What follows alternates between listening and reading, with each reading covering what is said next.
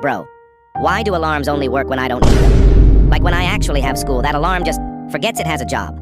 I set 5 alarms, 5:30, 5:35, 5:40, 5:45, and my brain just goes, nah, be sleeping through this one. But the one day I can actually sleep in, that's when the alarm turns into a whole concert. Like, calm down, Beyonce, it's Saturday. And then when I hit snooze, the alarm be like, see you in 5 minutes, loser, ooh. Like, bruh, let me sleep. And when I finally wake up, I look at the clock like, why am I up at 6 a.m. on my day off? Now I can't even go back to sleep because my brain's like, good morning, sunshine. So yeah, alarms are not devices, they're agents of chaos.